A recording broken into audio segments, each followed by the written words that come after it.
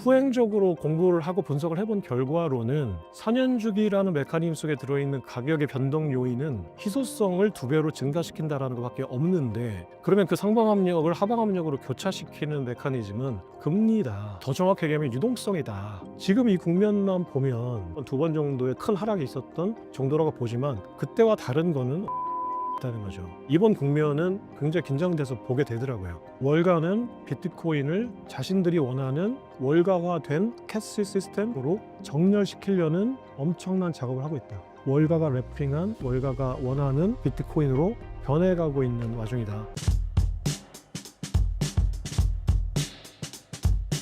올해 들어 비트코인이 가장 큰 하락세를 보이고 있습니다. 지금 크게 폭락 중인 원인을 뭐라고 보시나요?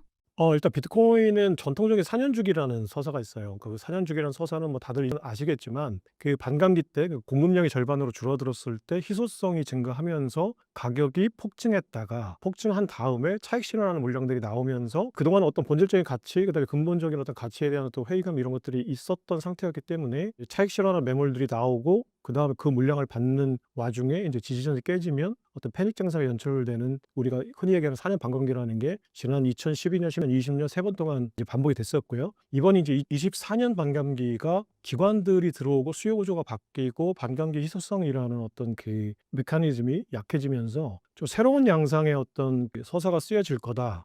라는 그 분기점이 바로 딱 이 순간이거든요. 그러니까 전통적인 4년 서사, 그리고 우리가 그 메커니즘을 분석해 본 결과 사실은 그 4년 서사라는 게 희소성이라는 어떤 가격 상승의 요인을 빼면 나머지는 금리, 유동성 주기하고 맞물렸던 건데, 그렇기 때문에 4년 주기 서사라는 거는 어떤 메커니즘이 없는 단순한 서사가 아니라 유동성이라는 증감이 만들어내는, 결국은 그러니까 비트코인이라는 건 결국은 디플레이션 화폐로서 유동성을 가둬서 구매력을 지키는 시스템이거든요. 그렇다면 유동성 함수라는 서사가 논리적으로 상당히 제일 부합하는 서사예요. 우리가 흔히 얘기하는 그냥 3번 경험한 결과로는 1년 반 뒤에 급격히 상승해서 그로부터 1년 뒤에 급격히 하락하더라 라는 경험치가 쌓여 있는 거예요. 그건 머릿속에 그냥 박혀 있는 거거든요. 누가 그걸 논리적으로 설명해 줄 필요가 없어요. 그냥 4년 서사? 그러면 1년 반 뒤에 오르겠네? 그럼 사야지. 그러면 이렇게 한 6개월 오르다가 그 다음에 1년까지는 뭐 저점을 찍네? 80%까지 떨어지네? 라는 경험치가 쌓여서 그냥 머릿속에 박혀 있는 거죠. 근데 그 머릿속에 박혀 있는 그 단순한 서사가, 그렇다면 이게 사실은 유동성 함수였어라는 어떤 논리적인 어떤 메커니즘을 설명해 주는 사람들에 의해서 바뀌는 어떤 국면이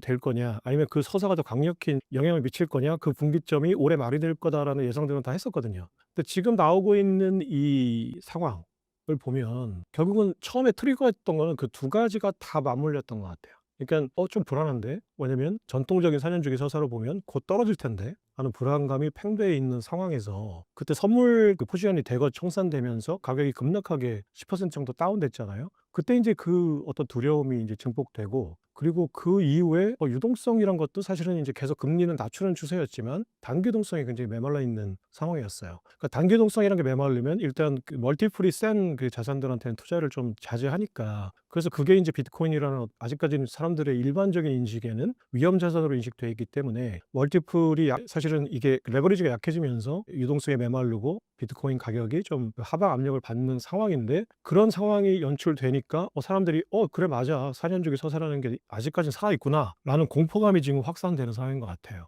지금 상황이 딱. 그래서 지금 이걸 어떻게 판단해야 될까, 저도 지금 그걸 딱 단정 지기는 어려운 상황이긴 한데, 일단 이걸 어떻게 판단하는, 현상을 받아들이는 것도 중요하지만 그 본질적인 어떤 가치나 어떤 방향성을 내가 신뢰하고 있다면 지금 어떻게 행동할지의 그 신뢰도가 상당히 중요하게 영향을 미칠 거다. 단순하게 두렵고 나는 비트코인이라는 게 뭔지 잘 모르겠고 친구 달러 강남 가는 격으로 돈 번다니까 투자했고 적지 않은 돈을 벌었던 것 같은데 지금은 떨어지고 있고, 그런 사람들은 많이 나가겠죠. 그 나가는 사람들이 사실은 더 공포감을 부추기고 더 떨어질 수도 있겠죠. 근데 과거에 지금 그 우크라이나 전쟁 때나 관세 전쟁이 시작됐을 때에도 사실은 상당 한 5개월 이상의 기간 동안 25% 가까이 떨어진 적이 있긴 있어요. 지금 딱 떨어진 폭이 한 25% 가까이 떨어졌으니까, 만약에 여기서 더 추가로 하락을 한다면 사실은 그 전통적인 4년 주기 서사의 마지막 국면의 어떤 공포라는 그 망령 이 되살아나는 이제 국면, 그게 되살아나서 떨어지는 것도 있고 되살아나서 떨어지기 때문에 공포감이 더 커지는, 이게 서로 악순환의 고리를 만들고 있는 상황이에요. 이런 경우에는 이 악순환의 고리가 반복되고 속도가 빨라지면 이제 패닉 상태가 될 수도 있는 거거든요.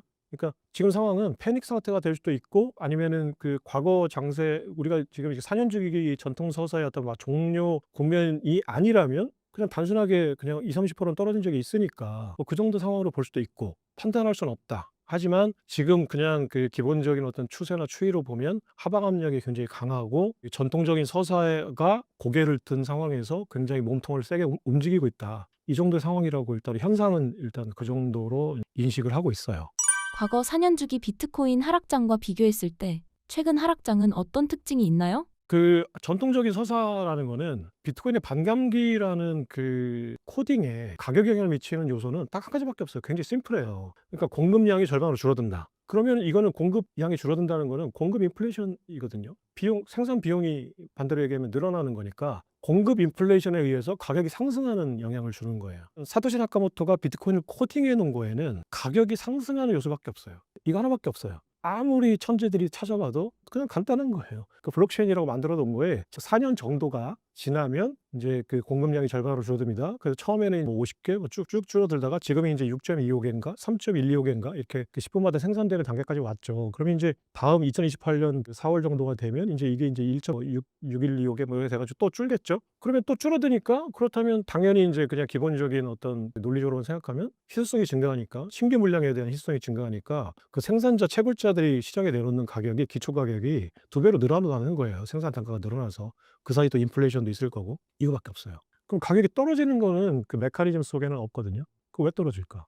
가격이. 그러면 그거는 다시 설명할 수 있는 거는 그냥 그 메커니즘 속에는 내가 그 4년의 반감기라는 희소성이라는 어떤 메커니즘에 의해서 가격이 올랐으니까 그럼 나는 이거를 실현하고 나갈게라는 사람이 있었을 거 아니에요? 그럼 그게 또 인제 실현하고 나가는 사람들이 있으면 이거는 인제 어떤 그 가치를 판단할 수 있는 어떤 공식화된 근거가 없으니까 사람들이 인제 이 하방 압력을 많이 받고 공포 패닉에 따라서 아직까지 위험 자산이라고 인식이 돼 있으니까 거기에 따라서 사람들이 막 줄줄이 나가죠. 그러면 이제 이게 인제 완전히 그냥 썰매처럼 나가는 뭐 이런 상황이었던 거예요. 근데 인제 그거를 4년 반감기를 계속 겪으면서 또 인제 공부하는 사람들 또 논리적으로 분석하는 사람들이 분석을 해 봤을 거 아니에요. 이게 도대체 하방 압력은 왜 받는 거냐? 그럼 사람들의 심리 그냥 차익 실현하고 나가서 받는 거냐? 그러면 차익 실현하는 사람이 당연히 있겠지만 그러면 차익 실현하는 사람들이 나갈 때 왜 그럼 하방 압력이 강해지는 거냐? 사람들의 심리 문제도 있을 거고 그때 이제 하방 압력을 강하게 눌렀던 것도 상승할 때 상승 압력을 희소성 때문에 상승하는 트리거가 됐고 그 상방 압력을 강하게 끌어올렸던 것도 금리였고 그러니까 금리 주기가 이게 사토시 나카모토가 설계한 건지 아니면 경기 순환 주기와 이 4년 반감기라는 그 메커니즘이 공교롭게 맞물린 건지는 모르겠지만 우연히 2009년 금융위기 때부터 양적 완화라는 걸 했었으니까 그때는 금리가 굉장히 낮고 돈 풀기를 굉장히 많이 했던 상황과 그 비트코인의 제네시스 블록이 나오고 나서 비트코인 블록이 생성되는 주기가 시작이 맞물렸던 거죠.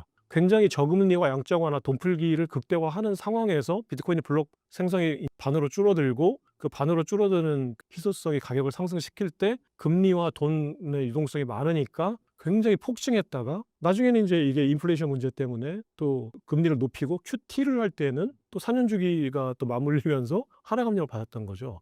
그러니까 후행적으로 공부를 하고 분석을 해본 결과로는 4년 주기라는 메커니즘 속에 들어있는 가격의 변동 요인은 희소성을 2배로 증가시킨다라는 것밖에 없는데 상방 압력밖에 없는데 그러면 그 상방 압력을 하방 압력으로 교차시키는 메커니즘은 금리다. 더 정확하게 얘기하면 유동성이다. 금리가 유동성하고 크게 이제 반대 방향으로 상관관계를 가지니까 금리라고는 하지만 좀 더 공부를 해보면 그게 금리하고 상관없는 유동성일 수도 있겠다라는 생각을 최근에 이제 공부를 하면서 하게 됐는데 어쨌거나 결과적으로 얘기하면 유동성이 줄어드는 시기와 그리고 비트코인의 가격이 하락하는 하방 압력을 받는 시기가 일치했다라는 거예요. 그렇다면 사실은 이게 그럼 가격의 하락 요인 그리고 가격 인상을 부추기는 어떤 요인이 유동성의 문제였다는 거예요. 지난 12년, 16년, 20년 때에는 금리 인하, 가격 상승, 금리 인상, 가격 하락 이게 정확하게 일치했어요. 이게 마치 이렇게 가위 모양을 계속 만들어 놓은 것처럼 정확하게 일치했는데 이게 언제 어긋났냐면 2020년 3월 달 팬데믹 금리를 인상하는 시기였거든요. 연준이. 그때 이제 파월이 생각해 보시면 기억날 수도 있는데 파월은 금리를 인상한다고 하고 트럼프는 집권후에 금리를 낮추라고 하고 해서 파월하고 트럼프가 막 싸울 때예요. 근데 이때 갑자기 그 코로나19 팬데믹이 발생하니까 경기가 확 얼어붙으니까 수요를 살리기 위해서 그 무제한 양적 완화라는 걸 했어요. 그러니까 상방에 어떤 캡을 안 씌워 놓고 그냥 무조건 경기가 진정될 때까지 돈을 풀겠다. 그래서 실제로 연준의 대차 대조표가 4조 달러 이상 늘었거든요. 4조 달러 그냥 한꺼번에 풀어버린 거예요. 그때 인제 갑자기 인제 비트코인이 또 상승했죠. 2021년부터 상승하기 시작해서 그때 인제 다시 또 하락할 때에는 또 금리를 또 인플레이션 때문에 올렸는데, 그러면 이번에 2024년에 반감기, 2024년 4월 달인가 4월 달에 반감기 있었잖아요. 이때부터는 사실은 금리가 낮아지기 시작해서 지금 이 무렵에는 금리가 최저점이 됐어야 예전에 그 전통적인 4년 반감기라는 그 주기가 똑같이 움직이는 어떤 시장 메커니즘이 형성이 돼 있어야 되는 거예요. 근데 아시다시피 지금 5%대, 5.5%대까지 금리를 올렸다가 2024년 12월부터 금리를 낮추기 시작했으니까 그 금리 인상 주기가 4년 반감기는 4월하고 12월 달만 갭만 하더라도 8개월인데, 이때는 또 이제 민주당의 선거 때문에 사실은 트럼프의 주장이긴 하지만 바이든을 지원하기 위해서 연준이 금리를 낮췄다, 빅스텝으로 낮췄다라고 했던 시기였거든요. 그러니까 그거는 금리를 낮추는 시기는 일상적으로 아니었다고 치면 실제로 금리를 낮춘 거는 2025년 7월 달, 올해 7월 달부터예요. 그러면 반감기와 올해 7월 달 간에 1년 이상의 이 갭이 생겼잖아요. 그렇다면 실제로 예전의 반감기, 그 전통적인 반감기의 그 대전제를 지우고 논리적으로만 생각하면 사실은 이 반감기 사이클은 앞으로 1년간 지연이 돼야 돼요. 그죠? 논리적으로 그렇잖아요. 이게 훨씬 더 논리적이죠. 하지만 사람들의 머릿속에는 이걸 이렇게 따지진 않아요. 아직까지는. 1, 2, 3 펀치를 맞은 거예요. 과거 뭐 16년 동안 1, 2, 3 펀치를 세게 맞은 사람들이 이제 와서 트라우마를 가지고 이제 그 외상성 뭐 증후군 뭐 이런 거 있잖아요. 이런 거 있는 사람들한테 아무리 옆에서 논리를 설명하고 괜찮아 괜찮아 한들 그 사람들은 자라보고 놀러 가서 소뚜구멍 봐도 가슴이 벌렁벌렁한 거죠. 지금이 그런 상황인 것 같아요. 네, 그럼 저는 이제 그 가슴이 벌렁벌렁한 거를 계속 어떤 새로운 논리를 주입하고 이제 그 어떤 합리적인 어떤 이론들에 의해서 서사라는 이 강력한 어떤 대전제가 조금씩은 희석되면서 유동성 주기라는 어떤 경험들을 앞으로 몇 번 하게 되면 사람들이 이제는 유동성을 보고 비트코인 투자를 하는 그런 국면으로 가겠다라고 기대를 했었고 그런 얘기를 막 했던 거죠. 하지만 저는 이제 서사의 어떤 내러티브의 힘을 믿고 있는 사람이기 때문에 인간이라는 거는 머릿속에 있는 이 서사 자체로 움직이는 경향이 있잖아요. 그래서 이 서사도 굉장히 중요하다. 그래서 올해 말에는 이게 이 서사가 어떤 작용을 미치고 유동성 함수라는 이 논리가 어떤 작용을 미치는지 이거의 함수일 거다. 기관들이 들어오면서 수요가 어느 정도 뒷받침이 되는 상황이었기 때문에 이 유동성 함수라는 이 새로운 어떤 논리에 의한 새로운 서사가 쓰여져 나가기 시작할 거다라고 했는데, 지금 이 국면만 보면 아직까지는 그냥 예전에 어떤 그 몇 번, 두 번 정도의 대세 큰 하락이 있었던 정도라고 보지만 그때와 다른 거는 어떤 공포감이 있다는 거죠. 그때는 뭐 다른 사람들은 공포감이 있었는지 모르겠는데 신경도 안 썼어요, 저는. 그때 우크라이나 사태 때나 관세 전쟁 때는 뭐 떨어지나 보다 뭐 그러고 있었는데 어차피 4년 이상 갖고 들고 가는 투자기 때문에 신경도 안 썼는데, 이번 국면은 처음에는 굉장히 긴장돼서 보게 되더라고요. 왜냐면 종료 시점이라는 걸 저도 알고 있기 때문에 이게 하락하기 시작하면 어떻게 보면 그 하락 압력이 훨씬 더 세질 수도 있겠다라는 생각을 했었어요. 근데 그 만약에 20-30% 정도가 그동안에 큰 하락이 있었을 때 어떤 고리라고 보면, 만약에 30% 정도가 넘어가면 그 서서히 망령이 어느 정도는 되살아났다라고 판단을 해야 되는데 지금이 딱 그런 국면이죠. 25% 정도 하락했으니까 좀 더 지켜봐야죠. 근데 지금 그 종료 시점이라는 이 공포감이 생각보다 일반적으로 기대했던 평상시 전쟁이 안 났을, 전지가 아닐 때, 위기 상황이 아닐 때 그냥 평상심으로 생각했을 때보다 지금 현재 이 상황은 굉장히 긴장되는 어떤 변곡점인 것 같다라는 생각은 듭니다. 비트코인 고래들과 기관 투자자들의 비트코인 투자 상황은 어떤가요?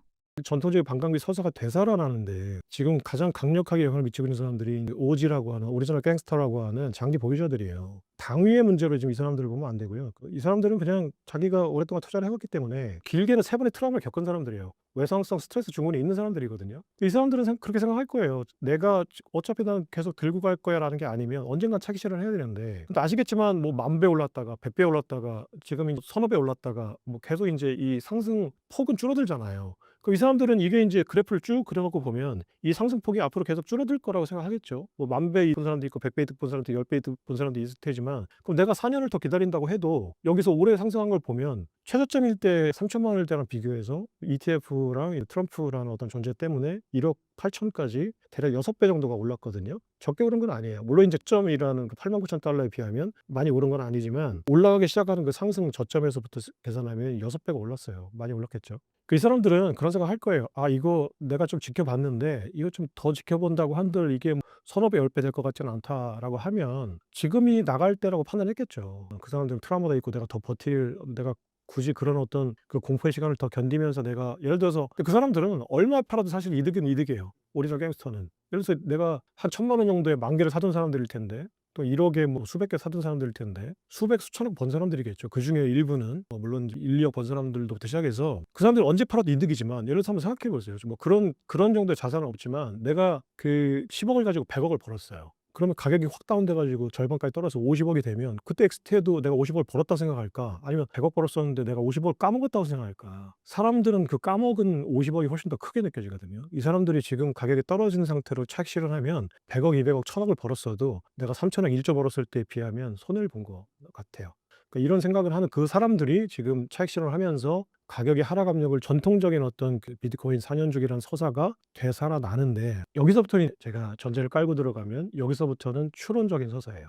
그러니까 지금 국면은 이 서사가 되살아나기를 바라는 사람들이 있다라는 거예요. 자, 그러면 지금 우리는 비트코인 투자하는 사람들의 입장에서는 아까 이제 PD님하고 얼핏 얘기했지만 정글을 지금 통과하고 있는 거거든요. 정글을 통과할 때는 30m 앞에 덤불이 바스락거리면 그 바스락거리는 덤불 뒤에 바람이 스친 건지 아니면 고양이가 지나간 건지 호랑이가 지나간 건지를 다 판단해야 되는데 가장 위협적인 존재가 있다라고 판단하는 게 내가 정글을 지나갈 때 생존할 수 있는 확률이 높아져요. 그러면 지금은 이제 4년 반감기 어떤 종료 시점이라는 망령이 되살아나서 가격이 하락하는 시점이고 내가 어떤 판단을 내려야 될지를 지금 심각하게 고민하고 계신다면 이 저 덤불 뒤에 어떤 나보다 강력한 이 게임에서 자산시장이라는 게임에서 나보다 강력한 존재가 있다라고 전제를 하고 지금 이 상황을 분석하시는 게 내가 투자판에서 생존하는 데 유리하다라는 거예요. 그 정보기관의 그 사람들이 교육받는 매뉴얼이에요. 그 덤불 속의 호랑이라는 매뉴얼인데 자산시장에도 그대로 적용이 돼요. 그렇다면 지금 이 바스락거리고 있는 이 왜 논리적으로 따져보면 사실 크게 없거든요. 이렇게까지 하락할. 그렇죠? 이 약간의 현상 자체가 지금 중요하다고 생각하는 거예요. 근데 유동성이란 것도 단기동성은 말랐지만 금리는 하락 국면이고 좀 이따 설명할 텐데 사실 자세하게 뜯어보면 조금 약간 데키트한 측면이 있긴 한데 그러니까 금리도 이제 좀 완화 국면일 거고 그리고 또 선거 일정이나 또 지금 QT가 종료될 시점도 있고 그 유동성 함수라고만 보면은 여러 가지 국면이 과거 1년보다는 앞으로의 1년이 훨씬 나은 상황이 될 텐데 적어도 나쁜 상황은 안 될 텐데 왜 가격이 떨어질까? 라는 걸 아까 얘기했던 전통적인 4년 주기 어떤 공포 심리가 일단 트리거가 되는 것 같다. 그리고 그 4년 주기의 그 자산시장에서 투자를 뭔가 계속 해왔던 사람 또는 대규모로 해왔던 사람 그리고 어떤 위너인 플레이어들 지배하고 있는 컨트롤러들은 이 자산시장에서 내가 이익을 극대화할 때 어떤 전략들을 짤 텐데 그분들의 머릿속에는 내가 지금 이 판을 어떻게 내 자산 수익을 극대화하는 메커니즘을 만들까라는 고민들을 당연히 했겠죠. 그럼 그분들이 생각할 때는 지금 4년 주기라는 전통 서사가 있고 그때 되면은 뭔가 트리거가 돼서 가격이 하락할 때 사람들이 공포심에 휩싸여서 엑시트하는 개미들이 많을 거다라는 전제가 깔려 있을 거예요. 이거는 저는 이제 그런 어떤 투자는 안 해봤지만 기관 투자는 안 해봤지만 전문가들이라면 이런 전제는 쉽게 구성할 수 있죠. 조그만 머리를 쓴다면. 그럼 그 사람들이 실제 본인들이 트리거를 만들었을지 모르겠지만 만약에 트리거가 우연히 발생해서 가격이 하락 국면이라면 그 트리거를 증폭시킬 수 있는 일을 할 수 있다고 생각하거든요. 쉽게 얘기하면 기관인데 그렇다면 그 트리거를 증폭시켜서 내가 저점에 진입할 수 있는 국면을 만들겠다라는 어떤 모티브가 강력하게 있을 거예요. 추론이지만 그렇죠? 그리고 실제로 그렇게 할 수 있는 그 시장 규모가 어느 정도로 형성이 돼 있다. ETF라는 걸로 기관 자금이 많이 들어있기 때문에 그렇게 보면 전제는 일단 이 하락 국면으로 이익을 보는 사람들이 분명히 있다. 그 사람들은 하락했을 때 숏을 잡았거나 또는 저점 진입을 해서 자신의 지분을 늘려서 지배력을 늘리려고 하는 사람들은 당연히 그런 모티브가 있다. 그 사람들이 실제로 그렇게 했다라는 건 모르겠지만 일단 그 모티브가 있다라는 거는 논리로 생각해 보면 사실이죠. 그렇게 전제를 깔고 나중에 이제 이 국면을 한번 분석을 해보시면 이제 해답이 나올 거라고 생각해요. 지금 이 국면을 누가 더 이렇게 얘기하면 지금 좀 괜히 민감한 표현이긴 한데 즐기고 있나? 네. 그러니까 가격이 떨어지는 국면에서는 숏 잡은 사람들과 저점 진입하려고 하는 사람들이 즐기고 있는 거죠. 자산시장에 보면 항상 상방만 있는 게 아니니까 하방에 대한 수익 구조들도 만들어져 있으니까 그 사람들이 실제로 그럴 만한 시장을 그렇게 통제하고 이끌어 갈 만한 지금 상황인지는 정확히 모르겠으나 그럴 이유는 충분히 있다. 그렇다면 지금 어떤 집단 지성과 어떤 움직임들이 지금 4년 주기라는 서사를 다시 내는 국면이고 이 4년 주기 서사에서 공교롭게 단기 자금이 마르고 청산이 대규모로 이루어졌고 그게 우연인지 아니면 필연인지는 모르겠으나 그런 국면에서 누군가는 이 상황을 충분히 즐기고 있을 것 같다. 그러면 그 덤불 뒤에 있는 호랑이가 그 호랑이들이 지금 무엇을 하려고 하는지도 한번 생각해 봐야 된다라는 거예요. 되게 중요하죠. 근데 다른 질문에서 또 얘기가 나올 수도 있을 텐데 지금 현재 비트코인 시장을 바라보고 판단할 때 첫 번째는 비트코인의 어떤 그 디플레이션 자산으로서의 본질적인 가치가 훼손됐는가. 장기 투자자라면 그 판단을 계속 지속적으로 해 보셔야 되잖아요. 특히나 이제 위기 시에는 본질에 대한 믿음이 없으면 흔들려요. 그럼 내가 그 손절하고 나갈 수밖에 없죠. 근데 지금 상황에서 내가 나의 자산을 지키는 방법은 손절하고 나가서 저점 진입하면 좋을 텐데 그 가격 구간을 내가 볼 때는 맞출 수 없어요. 한두 번은 맞출 수 있겠죠, 우연히 그냥 운 좋은 사람들은. 하지만 그냥 우리 같은 일반 사람들이 투자할 때 가장 좋은 거는 내가 목표 가격에 진입해서 목표 가격에 나오는 수밖에 없는 거예요. 그냥 무식할 정도로 미련하게 해야 돼요. 내가 여기서 잠깐 단타 치고 나와 가지고 다시 진입해서 몇 번은 그거 그 차트 보고 숏치는 사람들은 하겠죠. 근데 한두 번 운이 좋아서 그렇게 할 수도 있고 뭐 실력이 있어서 할 수도 있겠지만 그거 한 번에 털어먹는 거 시간 문제거든요. 그렇게 하는 거는 내가 볼 때는 이번 국면에서는 인제 하방 압력이 강하니까 성공할 확률이 높을 수는 있겠지만 좋은 방법은 아니다. 그럼 가장 좋은 방법은 뭐냐면 '아 진짜 나는 모르겠다.' 뭐 하고 나가시는 분들은 내가 어쩔 수가 없을 텐데 그럼 내가 비트코인에 투자한 이유가 친구 따라 간 거냐 아니면 내가 본질적인 어떤 가치 상승을 기대하고 거기에 대해서 공부를 하고 이제 거기에 대한 어느 정도의 신뢰도를 가지고 있는 거냐를 점검해 보시는 어떤 기회로 삼으시는 게 좋을 것 같고 저는 스스로 그렇게 많이 지금 마인드 컨트롤하면서 인제 보고 있는데 첫 번째 디플레이션 화폐 시스템이라는 본질적인 가치는 전혀 변한 게 없다라는 거예요. 자 그러면 인제 이거 하나만으로도 비트코인이 그럼 앞으로 계속 우상향할 거냐고 장담할 수는 없어요. 이건 사람들이 서사가 또 만들어 나가는 거기 때문에. 두 번째는 굉장히 델리케이트한 측면에서는 이 디플레이션 화폐 시스템이라는 그래서 유동성이 많이 부풀려지면 그 유동성을 가두리약자에 가둬서 구매력을 지켜나가는 이 시스템. 뭐 이게 내가 어렵게 얘기했는데 간단히 얘기하면 화폐가 많이 찍어질 때 내가 비트코인 가격이 상승해서 나는 화폐를 가지고 있는 것보다 내가 백화점 가지고 살 수 있는 물건이 많아지는 거죠. 그죠? 화폐를 가지고 있으면 인플레이션 때문에 떨어지는데 내가 비트코인을 가지고 있으면 가격이 올라가서 인플레이션을 해칭하니까 상대적으로 내가 백화점에 가서 살 수 있는 신발 개수가 예전에 5개였는데 10개가 되는 거잖아요. 이렇게 자산을 지키는 거잖아요. 자산 투자를 하는 거고. 이 믿음을 내가 앞으로 이 공포 속에서 지킬 수 있는 거냐를 스스로 한번 판단해 보셔야 돼요. 자 그렇다면 일단 본질적인 거는 아무것도 달라진 게 없다. 왜냐면 누가 코드를 지금 뭐 하드포크를 한 것도 아니고 바꾸지 않았잖아요. 비트코인은. 그대로 있는 거예요. 지금 사람들이 그걸 바라보는 관점만 바뀐 거예요. 그럼 문제는 지금 비트코인에 있는 게 아니라 그걸 바라보고 있는 사람들한테 있는 거예요. 그럼 문제 해결책을 그 비트코인에 찾을 게 아니라 사람들한테 찾아야 돼요. 지금 가장 큰 문제는 이 방송을 보고 있는 당신입니다. 왜? 불안해서 보고 계실 테니까. 지금 당신이 이 불안감을 증폭시키고 있는 거고 당신 때문에 이 공포심이 커지고 있는 겁니다. 그러니까 지금 이 문제의 가장 큰 해결 방법은 당신이 달라지는 거예요. 비트코인이 달라질 게 아무것도 없습니다. 근데 하지만 델리케이트한 부분은 지금 또 설명할 텐데 조금 달라진 게 있어요. 여러 가지 그루들이 많이 설명했는데 최근에 아크 인베스트먼트 캐시 우드라는 그루가 비트코인이나 이더리움에 투자를 많이 하시는 분이죠. 그 비트코인의 10년 전망치를 150만 달러에서 120만 달러로 줄였어요. 한 20% 정도 줄였죠. 왜 줄였을까요?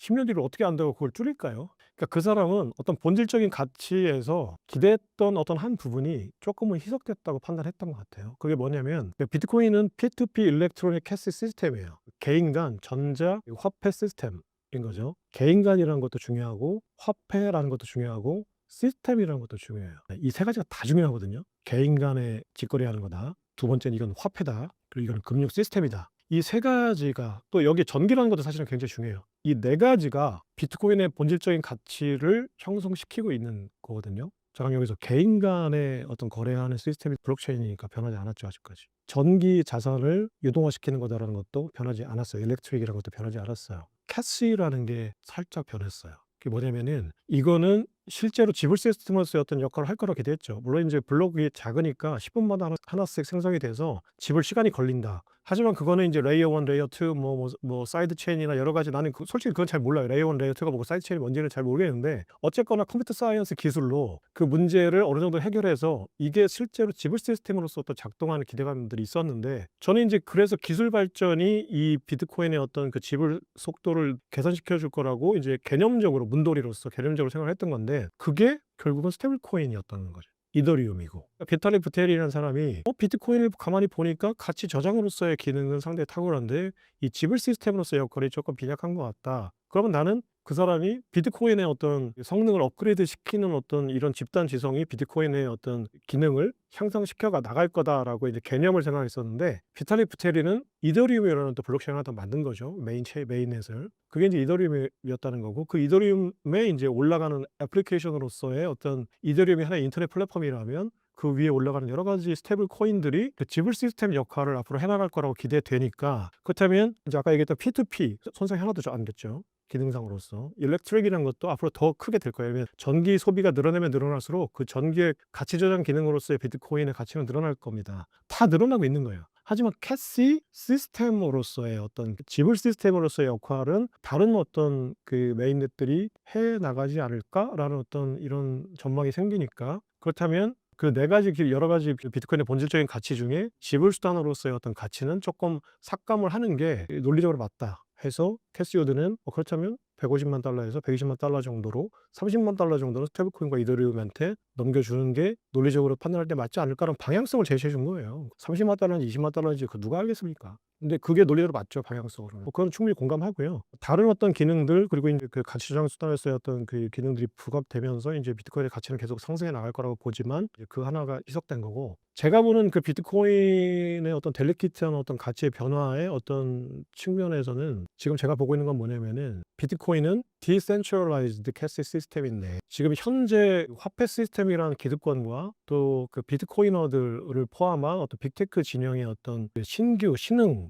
세력들과의 패권 다툼에서 빅테크들의 공세, 비트코이너 새로운 화폐 시스템의 어떤 신흥 혁신가들의 어떤 공세가 만만치 않지만, 그 집단 지성이 만만치 않지만, 지금 현재 달러 캐시 시스템을 지키려고 하는 그 월가라는 기득권의 디펜스도 만만치 않다. 그 디펜스라는 측면이 뭐냐면, 월가는 비트코인을 자신들이 원하는 디센트럴라이즈드 캐시 시스템이 아니라 월스트리타이즈드 된 월가화된 캐시 시스템 또는 리저브 시스템으로 정렬시키려는 엄청난 작업을 하고 있다. 그 작업이 진행되는 어떤 그 반작용이 지금 가격을 누르는 요인이기도 하다 거예요. 아까 덤불 속의 호랑이하고 일맥상통해요. 무슨 얘기냐면, 지금 덤불, 이 바스락거리는 저 덤불 뒤에 호랑이가 있다고 생각하면, 그 호랑이는, 제가 말하는 호랑이는 월가의 확률이 상당히 높다라는 거예요. 그래서 이제 앞으로 그 4분기 그 기관 투자자들의 보고서가 나왔을 때, SEC에 제출한 보고서가 나왔을 때 3, 4분기에 유출입된 ETF 기관 투자자들의 자금 유출입을 보면 어느 정도 판단이 될 것 같아요. 분명히 일정 기간 동안 ETF에서 자금을 급격하게 뺐을 거고, 만약에 저점 구간이 형성됐다고 판단했다면 특정 구간에서 재진입하는 움직임들이 분명히 있을 거예요. 그럼 결과적으로 보면 진입량은 더 늘었겠죠. 그런 국면이 분명히 있을 텐데, 그게 뭐 4분기가 될지 뭐 내년 1분기가 될지는 모르겠어요. 근데 이제 생각만큼 예전에 그 전통적인 4년 주기 서사가 있을 때, 4년 주기 그 패턴이 반복될 때에 비해서 그 새로운 유동성 함수라는 그 새로운 메커니즘과 과거 전통적인 서사가 충돌하면서 어느 정도는 이 과거의 서사는 좀 상쇄되고 새로운 서사는 커갈 거고, 또 이게 또 지금처럼 또 이 망령이 막 대선할 때는 유동성 함수라는 논리도 살짝 또 다운되고 하면서 결국은 본질적인 메커니즘이 근거가 되는 새로운 서사가 형성될 거예요. 인간은 그렇게 사고하는 동물이거든요. 근데 그 지금 현재 그 과도기 때 지금 이 상황을 누군가는 되게 자신들한테 유리한 국면을 만드는데 굉장히 많은 힘을 쏟고 있고, 실제로 그렇게 많은 목표를 달성하고 있다라고 판단이 돼요. 그럼 그건 이제 월가인데, 월가는 무슨 얘기냐면, 월가가 바라보는 비트코인은 디센트럴라이즈드니까 정부도 자기들도 컨트롤할 수 없는 화폐예요. 그럼 이 화폐를 어떻게, 새로운 이 화폐, 그러니까 자기들이 그동안 전통적으로 가지고 있었던 달러와 금이라는 자산을 위협하는 화폐잖아요. 이 화폐를 어떻게 래핑을 해야, 어떻게 포장을 해야, 어떻게 가공을 해야 자기들한테 유리할까를 엄청나게 고민했던 것 같아요. 그 고민의 결과가 RWA라는 걸로 일단 어느 정도 설계도가 나왔고, 실물 자산을 온체인화해서 스테이블 코인과 비트코인이라는 그 온체인 그 화폐들, 온체인 화폐 시스템들의 담보물로서 이제 자신들이 거래할 때 담보 제공자로서의 패권을 장악하겠다라는 기본적인 포맷을 짜놨고요. 이 기본적인 포맷을 짜놨을 때 비트코인이라는 이 자산을 어떻게 래핑을 해야, 그러면 자신들이 원하는 대로 이 야생마가, 그러니까 탈중앙화된 자산인 비트코인이 가지고 있는 이 통제되지 않는 이 야생성이 자신들한테 유리한 방향으로 길들일까라는 거예요. 그거는 이제는 그 월가가 ETF란 걸로 포섭을 해서 결국은 자신들이 원하는 색깔을 입혀서 이 자산을 세팅하고 있다. 그래서 그 세팅의 결과가 굉장히 민감하고 중요한 시기다. 그래서 디센트럴라이즈된 캐시 시스템으로서의 비트코인이 월스트리트 타이즈드 된, 월가가 래핑한, 월가가 포장한, 월가가 가공한, 월가가 원하는 어떤 비트코인으로 서서히 변해가고 있는 와중이다라는 거예요. 그게 투자자 입장에서 보면은 좋은 건지 나쁜 건지는 판단할 수 없지만, 좋게 생각하면 지금과 같은 변동성은 줄어들 거다. 지금처럼 이렇게 공포심리도 만들 수는 있겠지만 없을 거고, 그렇다고 해서 옛날처럼 수백 배, 수천 배, 뭐 10, 10배 올라가는 국면도 없을 거다. 그냥 꾸준히 우상향하는 어떤 어딘가에 정렬된 자산으로 세팅될 수 있는 가능성이 커졌다라는 거예요. 그래서 지금 비트코인을 바라보시는 분들이 오히려 만약에 내가 어떤 철학적인 어떤 그 기반에 투자를 하신 거라면 지금 이 상황은 굉장히 안 좋을 수 있다. 왜냐면 탈중앙화된 어떤 야생성 있는 어떤 화폐 시스템으로서의 야생성은 조금 퇴색돼 가고 있다. 하지만 월가가 포섭한 비트코인으로서는 자산 가치는 더 커질 수 있다. 이 판단을 좀 하셔야 될 것 같고요. 근본적으로는 지금 뭐 내가 단타를 치는 트레이더들이나 내가 이제 이 국면이 너무 공포스러워서 나는 가슴 진정을 하는 게 더 중요하다. 난 내 건강이 더 중요해 하시는 분들이 아니라 내가 어떤 본질 가치를 판단하고 그걸 믿을지 지속적으로 믿어 나갈지 아니면 내가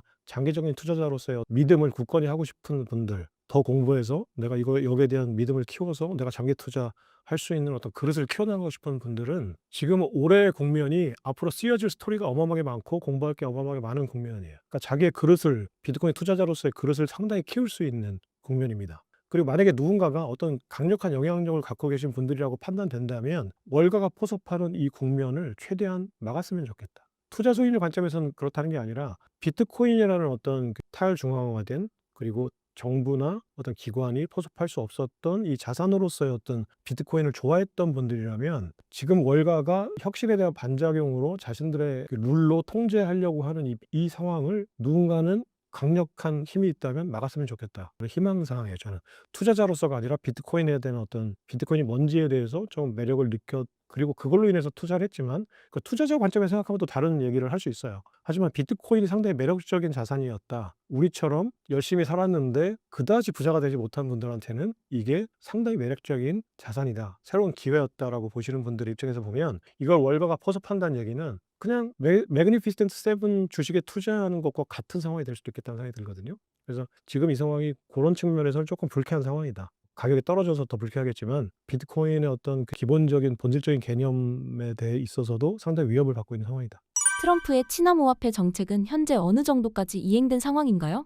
바뀌었어요. 저는 제가 판단한 건 바뀐 겁니다. 이걸 그냥 피상적으로 생각하시면 상당히 악재라고 생각하실 텐데 최소한 2년간은 트럼프는 전략적 비축 자산으로서 비트코인을 매입하겠다는 얘기를 한마디도 하지 않을 거라는 게 제 판단입니다. 그것도 아까 말씀드렸던 월가가 이 비트코인을 야생마로서의 비트코인이 아니라 월스트리트 타이즈드 된 제가 새롭게 단어를 만들려고 하니까 뭐 이 국면에서 한번 이제 그게 중요한 건 아니지만 상당히 상징적인 단어라서 제가 계속 강조를 하는 거예요. 월스트리트 타이즈드 된 비트코인을 만들려는 월가의 기관 투자자들이 트럼프와 딜을 했다라고 봐요, 저는. 그래서 정부가 100만 개를 사들인다는 얘기는 비트코인이라는 자산의 공급망을 수요 공급의 어떤 통제권을 정부가 가져간다는 얘기거든요. 그거는 기관 투자자 입장에서 보면은 상당히 불쾌하고 짜증나는 일이에요. 고도로 자본주의화된 이 시장을 정부라는 강력한 그 정치 권력이 영향력을 미치는 상황이 된다라는 거는 굉장히 피하고 싶은 상황이거든요.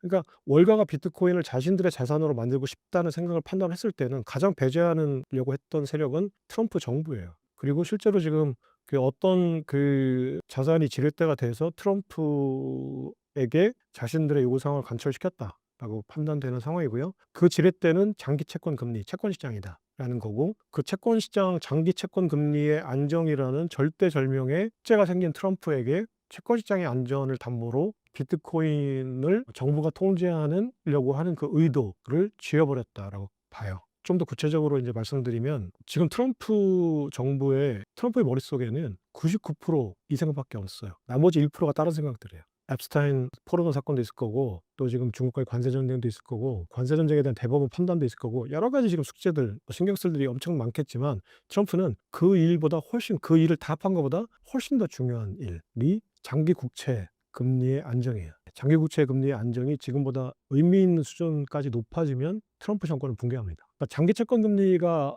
5%를 넘어갔다는 얘기는 그 정권은 끝났다는 얘기예요. 영국에서도 한번 채권 발작이 있었고 클린턴 때 한번 채권 발작이 있었거든요. 그리고 EU 재정 위기 때 2015년에도 EU 전체 국가들 사이에서 채권 발작이 있었어요. 그러니까 채권 시장 장기채 금리가 발작을 한다 딱 그러면 이제 내 정권은 끝났구나라고 판단해야 돼요. 근데 그게 지금 트럼프 정권에서 5%까지 육박했었거든요. 올해 초에. 이거를 3~4%까지 끌어내려고 눌러놔야 돼요. 장기채권 금리를. 장기채권 금리를 무조건 눌러놔야 되는데 채권을 월가가 안 사주면 장기채권 금리 올라갈 거 아니에요. 공급은 늘어나는데 수요가 없으면 월가가 채권을 다 받아줘야 돼요. 월가가 상당히 강력한 지렛대를 하나 갖고 있죠. 그러니까 트럼프한테 가서 딜할 수 있어요. 우리가 채권 사줄게. 채권 시장 안정시켜줄게. 방법은 여러 가지가 있겠죠. 이건 전문가들 영역이니까 뭐 내가 거기까지 언급할 필요는 없을 텐데 내가 장기채 금리 안정시켜줄게. 급하면 프라이머리 딜러들이 무조건 사주고 연준이 무조건 대체적으로 늘리는 거예요. 사주면 돼요. 일단 그 숙제는 해결해 줄게. 너 지금 우리가 요구하는 거 들어줄래? 라는 얘기를 했을 법해요. 실제로 한 것 같고. 그럼 트럼프는 얘기해 보라고 했겠죠. 네가 요구하는 게 뭐야? 했겠죠.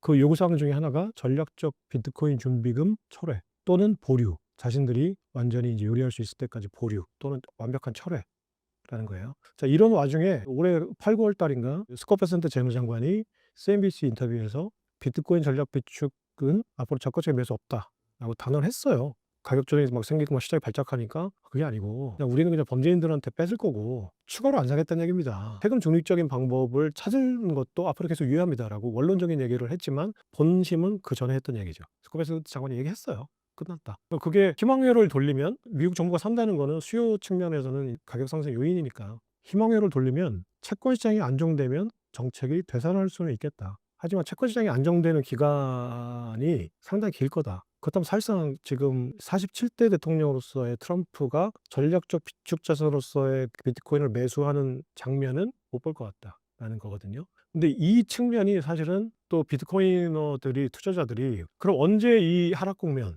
지금 현재 하락 국면이 진정될 거냐라는 어떤 예측, 가격 절대값은 무의미하지만 방향성을 예측하는 데에도 이 채권 시장이 되게 중요한 상황이 됐어요.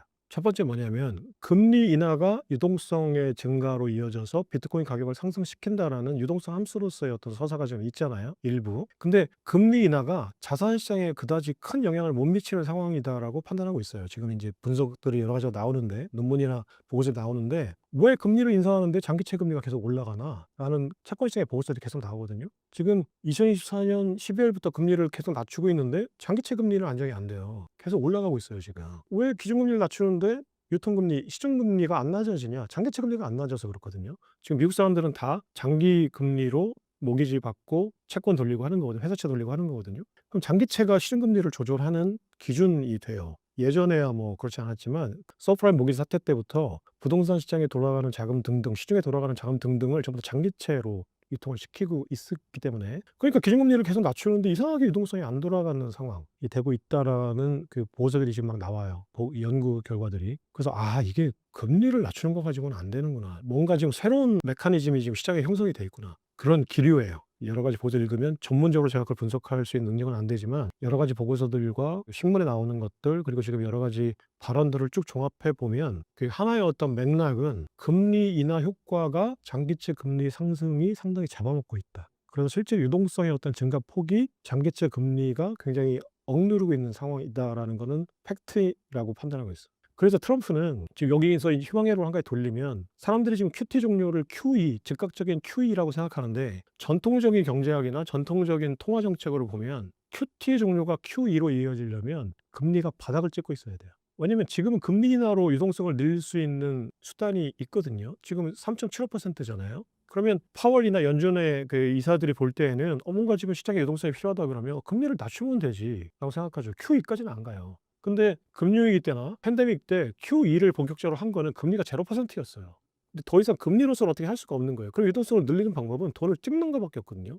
근데 지금 금리가 상당히 높으니까 그러면 QT는 했지만 지금 그 시중은행들의 초단기 어떤 자금을 조금 경색이 풀리는 정도가 되면 QE를 할 확률은 생각보다 낮다. 하지만 어느 순간에 QE를 하게 되냐면 금리 인하 효과가 없다라고 하면 바로 QE로 갈 수도 있죠. 비공적인 QE나 또는 빵빠레 올리진 않지만 사실상 QE를 하는 대규모라면 알려지겠지만 어떤 교묘한 메커니즘을 써서 은밀하게 또는 그다지 티나지 않게 QE로 바로 들어갈 수는 있어요. 지금 금리를 낮추면 인플레이션 압력이 또 높아질 거고 그렇다면 내가 금리를 낮추는 건 좀 그런데 그리고 금리를 낮춘다고 해서 시중금리가 내려가지도 않는데 그럼 QE를 하자라고 할 수 있어요. 그 가능성이 일단 비트코인 시장에는 금리를 인하하지 않음에도 않아도 QE를 하자라는 컨센서스가 연준 이사들 사이에서 확대가 되면 실제로 돈을 찍어서 비트코인에 들어가는 자금이 상당 부분 늘어날 수 있다라는 거고요. 또 하나는 금리 인하가 물가, 소비자 물가 항목에 포함되는 상품들의 가격을 끌어올리는 인플레이션 효과는 있지만 자산 부양 효과는 별로 없어요.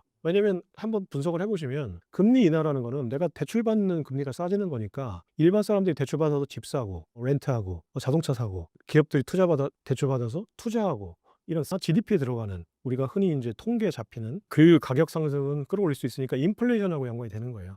그러니까 "금리를 낮춘다. 인플레이션 압력이 높아진다." 이거예요 공식적으로 얘기하면.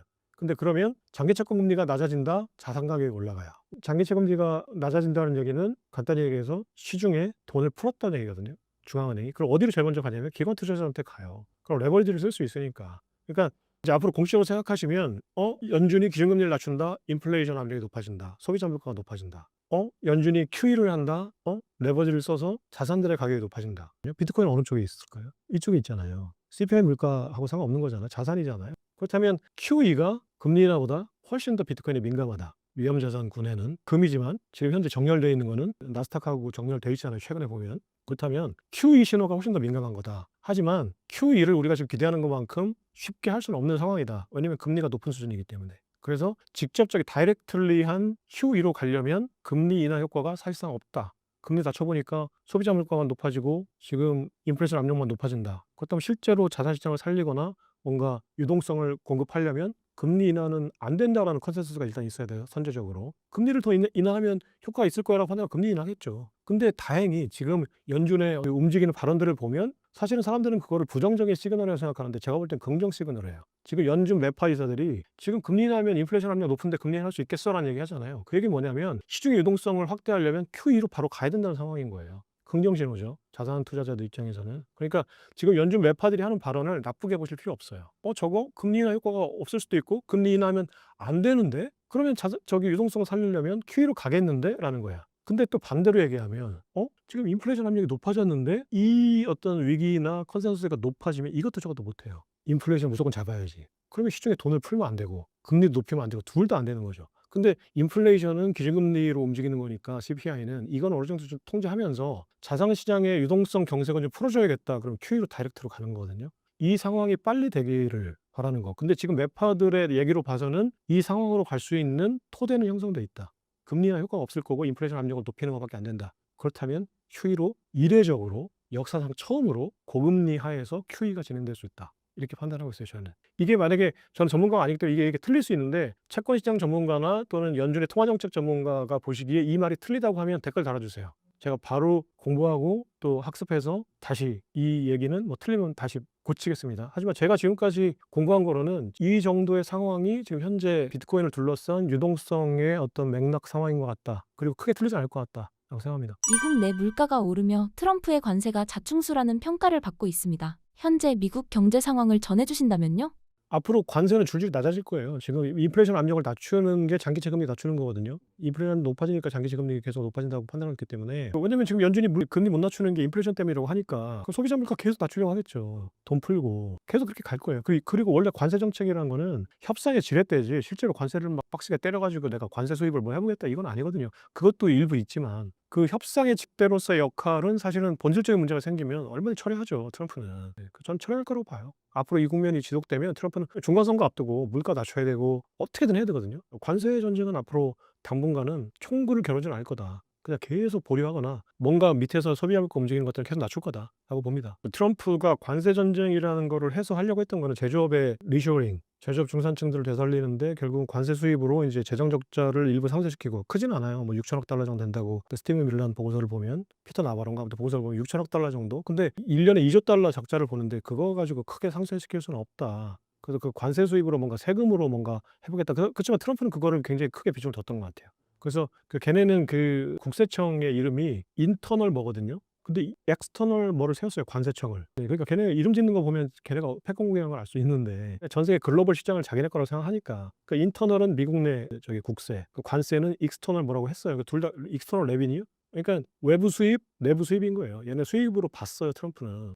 근데 관세 전쟁을 한 근본적인 이유는 리쇼링이에요. 제조업 일자리를 살려서 지지층들을 하는 거고요. 그럼 거기서 인제 관세 전쟁을 하게 되면 당연히 인제 그 지금 현재 인플레이션 압력을 낮춰주는 공급망으로서의 중국의 역할이 큰데 중국의 디플레이션 상품들을 수입을 안 하면 당연히 인플레이션 압력을 받죠. 트럼프는 그 인플레이션 압력을 상쇄시키는 가장 강력한 정책 도구가 유가라고 생각했어요. 소비자 물가 중에 가장 강력한 영향을 미치는 게 인제 곡물, 원자재, 유가인데 그중에 유가를 상당히 안정적이고 낮은 수준으로 무조건 유지하겠다. 그래서 비트코인 시장에서 보면 이제 채굴 단가를 낮춰주는 시장이 돼서 해스레이트를 높이겠다. 두 번째는 소비자 물가를 유가를 끌어내려서 안정시키고 그래서 이번에 그 사우디아라비아 빈살만 왕자 들어왔을 때 저는 트럼프가 지금 국면을 타개하는 수단으로서 '유가 안정, 인제 증산 이런 얘기를 하지 않을까.'라는 생각했는데 그런 뉴스가 나왔는지 모르겠어요. 그 18일 19일에 지금 와 있거든요, 워싱턴에. 근데 우리 빈살만이 지금 저기 "앞으로 계속 증산해서 유가를 안정적인 수준으로 끌어내려 줄 거야."라는 메시지를 줄 거라고 생각했어요, 이 국면을 타개하려면, 금리를 낮출 거면. 근데 그 메시지가 나올 거라고 판단했는데 뭐 나왔는지 모르겠어요. 한번 오늘 밤 뉴스나 이런 거 보시면 알 것 같고요. 유가를 안정시켜서 소비자 물가 안정시키고 관세를 빡세게 매겨서 이제 관세 전쟁을 해서 리쇼어링을 하고 투자 자금을 유치하겠다. 뭐 이런 맥락이었어요. 네, 그러니까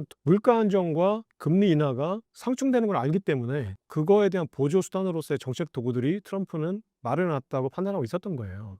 근데 인제 지금 국면은 트럼프가 책임 떠넘기기가 아니라 지금 국면의 인플레이션을 관세 압력이라기보다는 뭐 그것도 있겠죠. 일시적으로 있겠죠. 하지만 만약에 진짜 관세 압력이라면 오히려 다행일 수 있어요. 왜냐면 관세 압력은 일시적이거든요, 이론 논리적으로 보면. 그렇기 때문에 일정 시간이 지나면 그 인플레이션 압력은 상쇄된다. 하지만 트럼프 얘기대로 이게 바이든 때 돈 풀었던, 팬데믹 때 돈 풀었던 영향이라면 이 압력은 상당히 강력하다. 그래서 트럼프 얘기가 틀리길 바라야 돼요. 이게 차라리 연준의 트럼프 공격 논리대로 "이게 관세 전쟁 때문에 그렇다." 그럼 일시적이에요, 이 인플레이션 압력은. 올해 4 분기 지나고 내년 1 분기 정도 지나면은 관세 전쟁의 압력은 사라질 거예요. 그럼 금리 인하할 근거가 생기겠죠. 근데 이게 지금 돈 풀기 때문에 연준의 대체절표를 9조 달러까지 늘렸을 때 그 인플레이션 압력이 지금까지 이어지고 있다.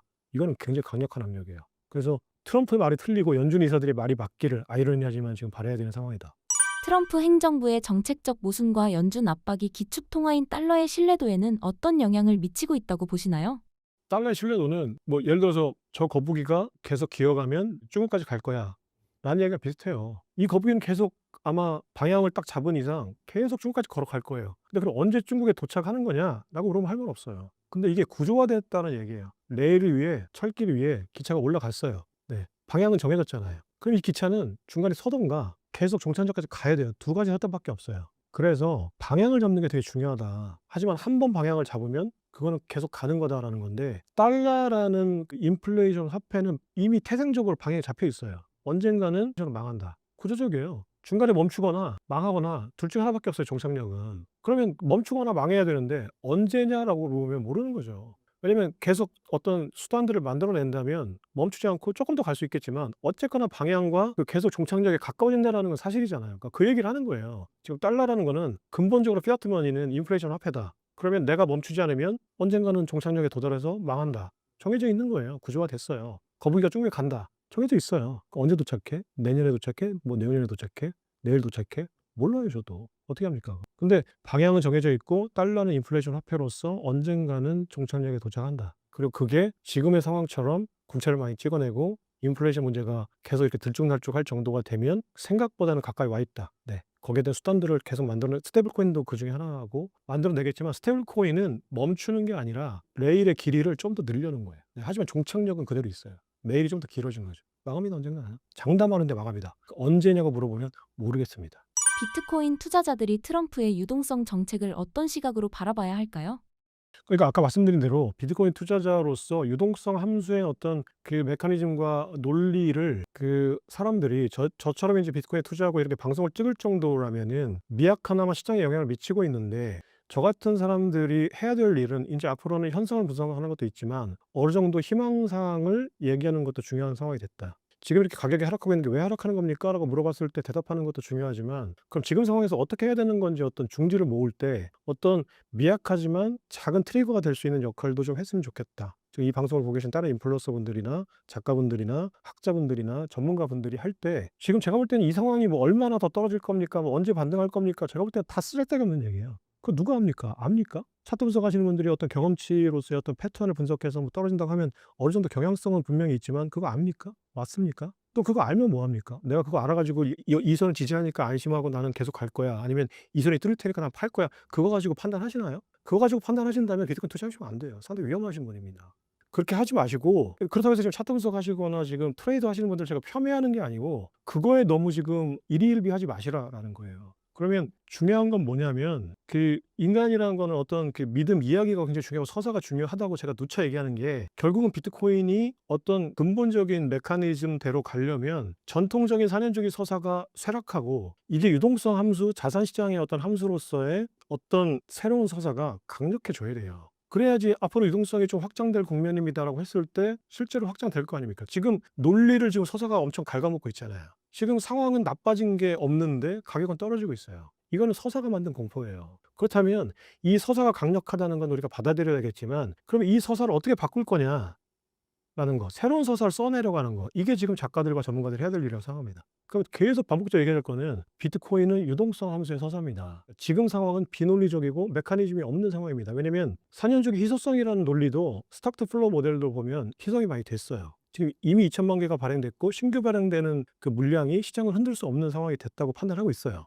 전문가들은. 그렇다면 지금 희소성의 어떤 이슈도 없습니다. 네, 없어요. 그렇다면 사토시 나카모토가 설계한 비트코인이라는 그 메커니즘 속에는 4년 주기를 근거를 구성할 만한 요소가 제로입니다, 지금. 그냥 서사만 남아 있는 거예요, 그냥 말 그대로.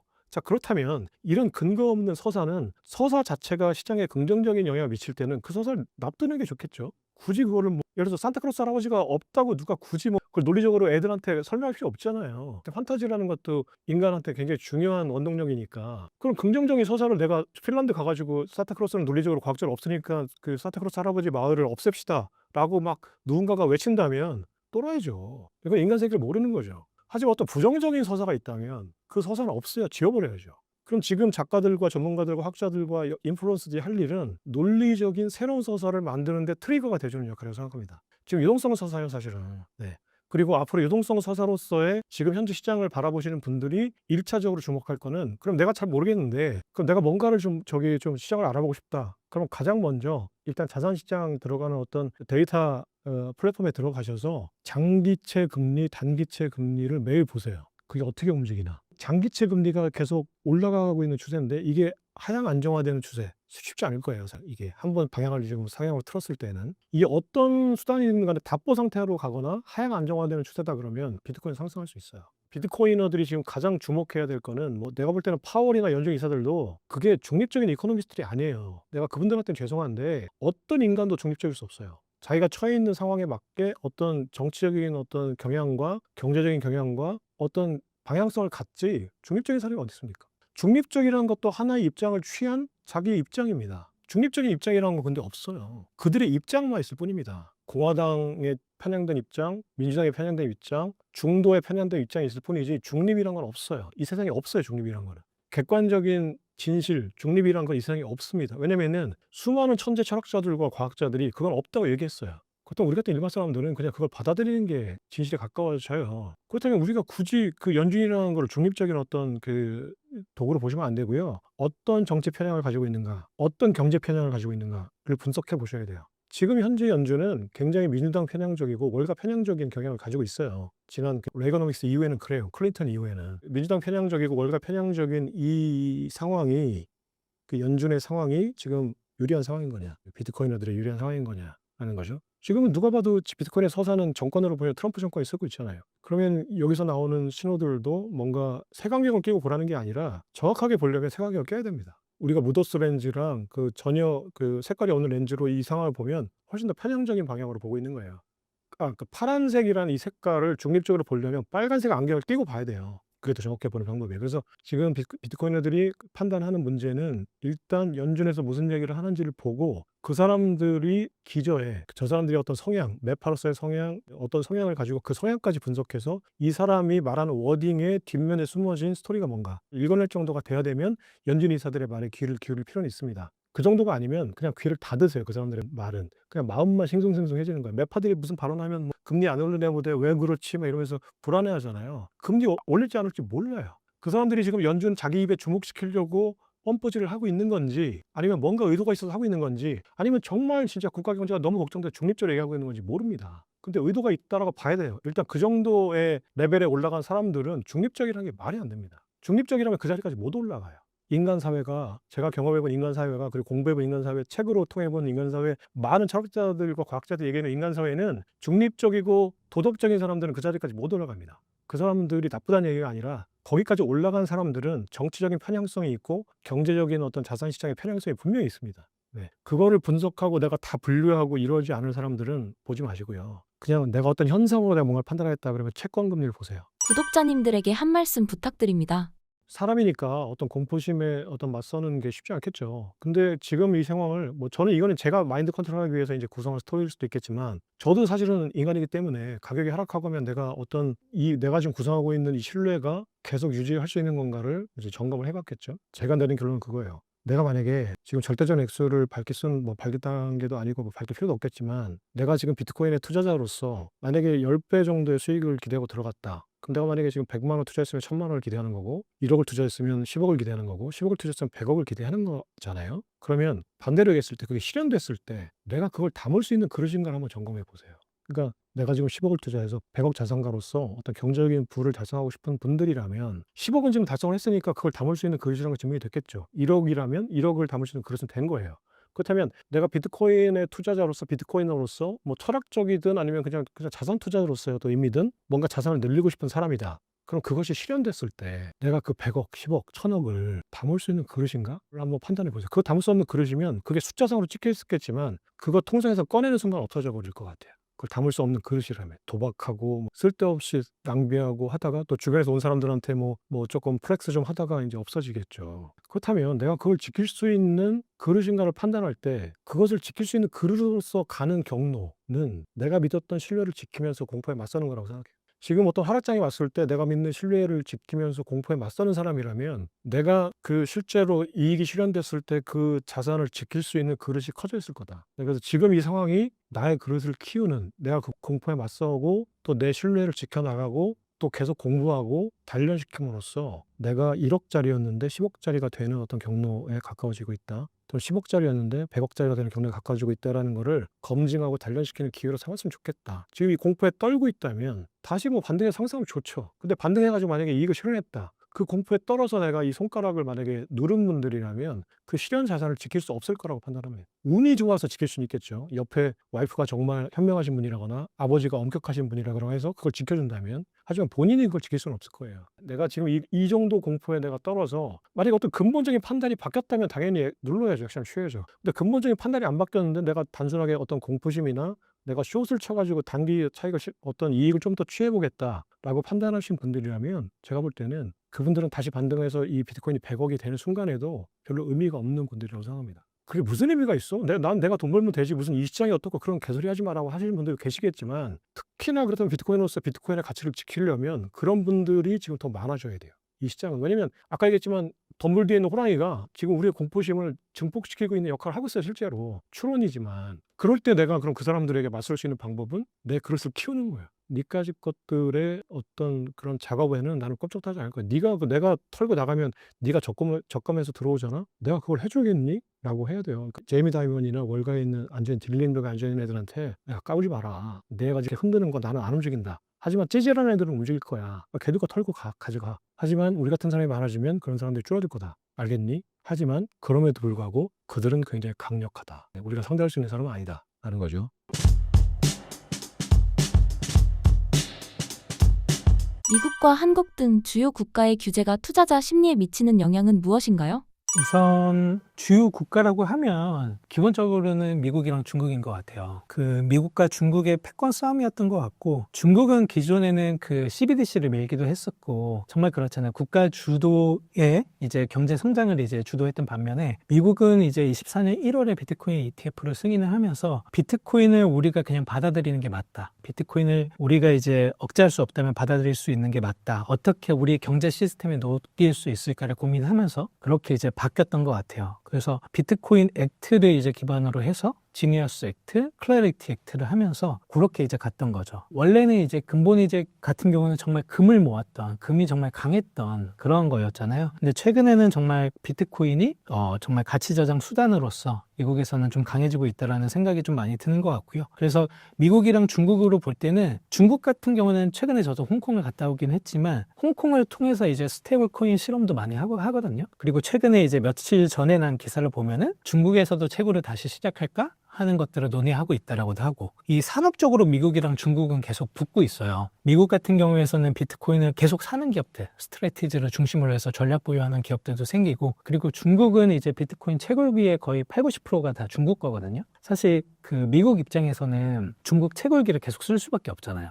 이런 것들도 미국은 또 걱정이 되다 보니까, 그 미국에서는 최근에 이제 잭도시, 트위터 창업자인 잭도시가 블락이라고 해서 비트코인 관련된 사업들을 되게 많이 하는데, 채굴기 칩을 이제 잭도시가 만들고 있어요. 그런 것들을 이제 마라톤 디지털 홀딩스나 다른 기업들을 캐스트하고 있는 단계들도 있고 그렇거든요. 미국이랑 중국 중심으로 해서 볼 때는 비트코인을 중심으로 한 산업들이 되게 많이 성장하고 있고 경쟁하고 있고 이런 것들을 볼 수가 있고, 또한 한국 중심으로 볼 때는 한국은 좀 많이 아쉬운 부분들이 있죠. 예를 들면 뭐 올해 말에 비트코인 ETF 승인되기로 했었는데 미뤄지는 것들도 있고, 기업들의 비트코인 보유도 좀 이제 가이드라인이 계속 안 나오는 부분들도 있고, 여러 가지가 있는 것 같아요. 그래서 가상자산 암호화폐 인플루언서들 보면은 한국을 되게 설거지하는, 김치 막 이렇게 얘기를 하는 것들도 많이 있는데, 사실 한국은 좀 이제 아쉬운 부분들이 많지만 여러 가지로 볼 때 그래도 잠재력이 많이 큰 나라라고 생각을 하고 있어요. 저는 좀 잘 됐으면 좋겠다라고 생각을 하고 있고, 또한 이제 그 주요 국가의 규제나 투자 측면에서 사람들에게 많이 이제 영향을 미치는 거는 두 번째가 과세인 것 같아요. 이제 내년에 이제 과세를 할지 모른다 라는 얘기들도 많이 나오잖아요. 야, 그러면 그때 또 때마침 비트코인이 확 떨어지는 거 아니야? 라는 얘기들도 많이 나오는 것 같고, 근데 이제 보면 이 나라가 이 산업을 어떻게 받아들이고 있냐에 따라서 정말 많이 달라진다라고 생각을 하고, 최근에는 이 나라가 이 산업을 잘 못 받아들이니까 정말 그냥 해외로 떠버리는 사람도 많은 것 같아요. 제가 이제 최근에 이제 몇 주 전에 싱가포르 갔다 왔는데, 싱가포르로 이민 가는 영리치도 많고 올드리치도 많고 정말 그렇게 바뀌고 있거든요. 이 나라 자체가 정말 내가 모았던 자산들을 지켜주지 못한다면 오히려 그냥 다른 데로 떠나는 분들도 최근에는 좀 많이 생기고 있다라고 좀 보여지는 것 같아서, 국가의 규제나 이런 것들이 상당히 되게 많이 중요하다. 어떤 식으로 이 산업을 바라보고 지켜주고 좀 이렇게 부흥을 시킬 것인지가 좀 많이 중요해진 시점이라고 좀 보여지는 것 같습니다. 제도권 편입이 비트코인 시장에는 호재인가요? 악재인가요?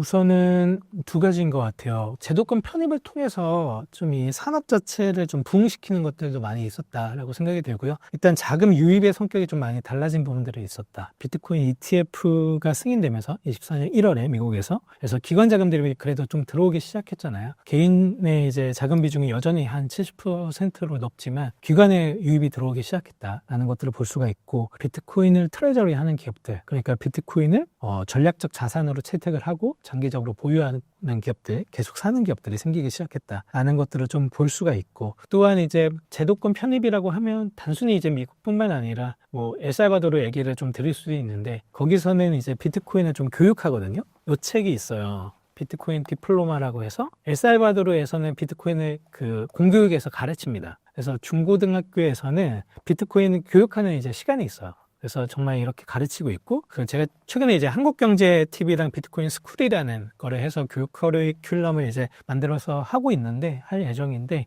거기에 이제 교과서를 저희가 쓰는 것들이기도 합니다. 제도권에서 제도권 편입이라고 하면 어떤 나라는 비트코인 자체를 뭐 비트코인 ETF로 승인하기도 하지만 교육까지도 이제 하는 것들, 금융교육에 포함시키는 나라들도 생기고 있다라고 볼 수가 있고, 또한 이제 비트코인이라고 하면 결제 수단으로 되게 좀 쓰이기 어렵다라고 생각 많이들 하실 거예요. 근데 그렇지 않거든요. 라이트닝 네트워크를 통해서 정말 지금 바로 제가 지금 비트코인 보내드릴 수 있습니다. 1초 만에. 라이트닝이라는 이름에 맞게 빛의 속도로 바로 보내드릴 수가 있거든요. 결제 송금 수단으로도 최근에는 되게 많이 쓰이고 있고, 미국의 그 스테이크 앤 쉐이크라고, 이름은 스테이크 앤 쉐이크지만 보통 이제 그 햄버거 많이 팝니다. 햄버거 파는 이제 프랜차이즈인데, 거기가 이제 라이트닝을 결제 송금 수단으로 받아들여서 그 최근에 이제 컨퍼런스 같은 데 하면은 우리가 이제 기존에 쓰던 그 송금 수단에 비해서 뭐 카드 결제겠죠? 그런 거에 비해서 50% 정도의 수수료를 이제 절감을 했다라는 얘기들을 많이 해요. 그리고 그 프랜차이즈 있잖아요. 스테이크 앤 쉐이크가 엘살바도르도 이제 아까 말씀드렸던 이 비트코인 디플로마 교육을 하는 이 나라에도 프랜차이즈를 낸다고 해요. 그런 것들 보면 저희가 생각하는 것보다 정말 이제 비트코인이 글로벌을 바꾸고 있는 부분들이 많이 있거든요. 그런 것들을 보면 되게 재밌게 느껴질 수 있을 거라고 생각을 하고요. 제도권 편입이 많이 이루어졌다. ETF를 통해서 기관 자금도 들어오고 비트코인을 교육하기도 하고 어디 이제 프랜차이즈에서는 결제 송금으로 쓰기도 하고 이런 흐름들이 되게 많아졌다라고 생각을 하고요. 최근에 또 러시아랑 우크라이나 전쟁에서 비트코인을 개인 지갑에 담아서 이동하셨던 분들이 되게 많거든요. 국경을 넘을 수 있는 자산으로서 또 이제 많이 주목받고 있는 부분들, 이런 것들을 생각할 때는 좀 이제 제도권 편입이 많이 되었다라고 저는 좀 보고 있습니다. 엘살바도르와 같은 사례는 글로벌 시장에 긍정적 신호를 주나요? 그렇게 좀 보고 있고요. 근데 반면에 좀 이제 그런 것들은 저는 있습니다. 경기 사이클, 검색식, 타점 로직 이 세 가지를 하나로 합쳐서 평생 써먹는 투자법으로 만들었습니다. 선착순으로 모집하니 서둘러 신청해주세요. 비트코인은 월가가 드라이브 하지 않았더라도 저는 장기적으로 계속 주목받았을 거라고 생각을 하거든요. 결국에 시점의 문제이지 비트코인의 네트워크를 이제 지탱해 주는 거는 결국에 이 네트워크를 구성하는 것들인데 거기에는 이제 노드도 있고 이제 검증 노드, 마이닝 노드, 그리고 비트코인을 정말 잘 이제 사용하는 사용자들, 그리고 저같이 저축하는 사람들, 이런 이제 그 생태계가 얼마나 활성하게 잘 만들어지고 있냐라는 게 되게 또 중요하다라고 생각을 하고요. 뭐 금융권에서 이제 비트코인을 이제 인정하고 받아들인 부분도 있겠지만 사실 최근에 이제 아프리카 국가들 보면 비트코인 어답션이 정말 높아요. 예, 정말 높아서 그 결제 송금으로 활용하는 것들도 정말 많고, 왜냐면 아프리카의 국가들은 통장이 없는 분들도 있고 카드 사용 못 하시는 분들도 있고 그런 나라에서 오히려 비트코인을 활용 많이 하거든요. 그래서 그런 것들 볼 때 어쩔 수 없는 흐름이지 않을까라고 저는 좀 생각하고 있습니다. 월가의 기관 자금이 유입되면서 비트코인 폭락에 대한 부분은 어떻게 보시나요? 아까도 얘기했지만 그 ETF만 비율을 해봐도 아직은 이제 70에서 77%가 개인이고 그리고 20에서 25%가 기업 기관이다 보니까 그 비중은 아직 개인들이 많이 높다라고 좀 생각이 들고요. 사실 그 비트코인을 그 파는 거는 기관도 기업도 팝니다. 비트코인을 트레저리하고 모으는 기업들이 많이 생겼다고 말씀을 드렸잖아요. 근데 최근에 이제 프랑스의 시퀀스라는 기업이 있는데 비트코인 한 1000개 정도 팔았거든요. 그러니까 뭐 시비상한 이슈나 뭐 유동성 문제나 이런 것들로 인해서 샀던 비트코인을 파는 거죠. 이런 흐름들 많고, 특히나 이제 이렇게 잘 파는 기업들은 그 단기간에 그냥 많이 샀던 기업들, 뭔가 이제 가치 전환의 수단으로 접근한 게 아니라 주가를 펌핑한다거나 단기간에 뭔가 그런 유동성을 만들어내려고 했던 곳들은 비트코인 빠지는 시점에 잘 팔아요. 도계 같은 경우도 앞서 했던 비트코인 작년에 한 4만 개 정도 팔았었잖아요. 그리고 나서 비트코인 또 많이 올라서 후회하고, 그리고 올해 최근에는 또 비트코인을 다시 사야 되는지 고민하고 있다고 하는데, 기업 뭐 기관 뭐 국가 단위에서도 비트코인을 뭐 이제 어느 정도 제도권으로 들어온다고 해도 파는 흐름들은 여전히 존재한다고 생각하고 있습니다. 규제 강화가 개인 투자자의 자유와 선택권에는 어떤 영향을 줄 수 있나요? 이거는 되게 좀 조심스러운 부분인 것 같아요. 비트코인 규제라고 하면은 사실 정부 정책을 빼놓을 수가 없잖아요. 그런 것들을 얘기하게 되는데 저는 개인적으로 그래요. 지나친 규제는 오히려 역효과를 가져온다라고 생각을 하고, 지나친 규제는 그 산업도 발전을 좀 더디게 만드는 것 같다라는 생각을 합니다. 중국이 이 디지털 자산, 가상자산 산업의 패권을 미국에 많이 넘겨주게 된 이유는 본인들이 이제 CBDC 만들려고, 야, 국가 주도의 화폐를 디지털에서도 통용되게 해보자 라는 이제 스탠스를 되게 밀고 갔었고, 비트코인 채굴도 정말 산업적으로 금지를 했었고, 그러다 보니까 미국한테 패권들을 많이 넘겨줬거든요. 이제서야 이제 홍콩에서 이제 스테이블 코인 실험해보고 비트코인 채굴을 다시 해볼까라는 논의를 하는 것이고, 그렇게 될 바에는 차라리 이 산업을 받아들이는 게 나아요. 그래서 이 산업을 어떻게 하면 육성할 수 있을까? 그리고 이 산업 속에서 어떻게 하면 더 많은 부자가 나오게 할 수 있을까? 그런 것들을 논의하면 좋거든요. 제가 그 베트남에서도 그 저희 서비스를 좀 소프트웨어를 AI 원체인 데이터 분석 기반의 이제 비트코인 적립 투자 소프트웨어를 수출을 했었습니다. 그래서 이랜드라는 회사에 제가 되게 오랫동안 근무를 했었고 베트남 주재원으로 있었는데, 베트남에 보면 정말 빠른 속도로 이 변하고 있거든요. 그리고 최근에 이제 그 국가 지도자들이 나와서 하는 얘기가 이 산업 속에서 정말 신흥 부자들이 많이 나오면 좋겠다라는 얘기들을 해요. 실리콘밸리 같은 경우에서는 차고에서 창업들을 많이 했었잖아요. 근데 그런 사람들이 베트남에서도 많이 나오면 좋겠다, 이 신에서 나오면 좋겠다라는 얘기들을 많이 하는데, 저는 그런 것들, 이 산업을 부흥시키기 위한 것들, 그리고 이 산업에 투자하는 사람들이 어떻게 하면 혜택을 더 볼 수 있을까, 모은 그 돈들이 어떻게 해외로 유출되지 않고 한국에서 더 쓰일 수 있을까라고 생각을 할 때는 더 많은 혜택을 그냥 줘야 된다고 생각을 해요. 싱가포르로 최근에 이제 이민 가는 사람들이 많다라고 얘기를 제가 드렸었는데 정말 2주 전에 갔을 때 정말 더 많이 느꼈고, 제가 싱가포르를 3년 전, 2년 전 그리고 최근에 이제 갔다 왔거든요. 작년에는 베트남에 오랫동안 머물러 있었는데 정말 이제 그 한국의 부자들이 해외로 많이 가시는 것 같아요. 정말 한국 사람들이 한국에서 이 자산을 계속 들고 있고 여기서 그런 것들을 사업화를 하면서 돈이 이 안에서 돌게 할 수 있는 것들을 많이 고민하면 좋겠다라는 생각을 좀 많이 하고 있습니다. 투자자 입장에서 제도권 진입 시점의 매수 보유 전략은 어떻게 달라져야 하나요? 아까 그 얘기 드렸던 것 같아요. 비트코인을 어떻게 투자하냐, 어떻게 바라보냐에 따라서 정말 투자하는 방법이 되게 달라지거든요. 저는 비트코인에 가장 잘 어울리는 말은 가치 투자라고 생각을 합니다. 가치 투자라고 한다고 하면 나는 오늘도 비트코인을 산다라는 책을 제가 쓰기도 했지만 두 가지 방법이 좋아요. 거치식 투자와 적립식 투자고, 이 두 개 다 이제 시간의 힘을 가장 잘 활용하는 방법이라고 생각을 하거든요. 그래서 이 두 가지를 가장 활용하면 좋다라고 생각을 하고, 적립식 투자는 결국에는 그냥 내가 매일 들어가서 살 수가 없으니까 기계적으로 하는 게 가장 좋은데, 어떤 시스템에 그거를 맡기면 좋고, 또한 이제 내가 하는 것보다 더 잘 사주면 좋잖아요. 아까 얘기했던 AI랑 원체인 데이터 분석해서 그냥 비트코인이 쌀 때 더 많이 자동으로 사주고, 비쌀 때 자동으로 더 적게 사주고, 그리고 비트코인이 빠진다고 생각할 때는 구매 빈도 조절해주면서 한 달에 한 8에서 10번 사주는 거죠. 이런 식으로 해서 관리하는 방법이 되게 좋다라고 생각을 하고요. 또 하나는 최근에 제가 그 얘기 했었는데, 저희가 은퇴 설계 그리고 노후연금 콘텐츠 저희가 좀 준비해서 하고 있다고 말씀드렸었잖아요. 저 같은 사람 35살 정도, 30대 중반 이라고 만약에 친다고 하면은, 그 사람이 50살에 은퇴한다고 했을 때 월 이제 평균 생활비가 $2,000라고 칠게요. 그리고 인플레이션을 2.5%로 감안을 하고 비트코인의 연평균 성장률을 25% 정도로 잡는다고 했을 때, 그럴 때 비트코인이 몇 개 필요할 것 같으세요? 잘 모르시겠죠? 그거 네이버에 저희 비트세이빙 은퇴 설계 계산기라고 쳐보시면 나오는데, 딱 대입해서 해보시면 되거든요. 0.3개 정도가 필요합니다. 그거면은 이제 노후를 저희가 준비할 수가 있는 수량이에요. 제가 최근에 이제 대학교 가서도 얘기 많이 했었는데, 야, 너네 비트코인 정말 잘 모으면서 너네가 하고 싶은 거 하면 좋겠다. 0.3개라는 수량이 어떻게 보면은 불가능한 수량 아니거든요. 모을 수 있는 수량이고, 근데 대부분 보면은 그 수량을 지키지를 못해요. 수량을 지키지를 못해서 비트코인의 가격에 접근을 하면 사실 비트코인을 오랫동안 보유하기가 되게 어렵습니다. 근데 수량으로 접근을 하면 내가 요 정도 수량은 그냥 거치식으로 또는 적립식으로 해서 보유하겠다, 오랫동안 들고 있겠다라고 생각을 하면 접근하기가 쉬워요. 그래서 아까 했던 노후 설계, 퇴직연금의 개념으로 내가 이 정도 수량 0.3개 정도는 들고 있겠다라고 생각을 하시면 좋고요.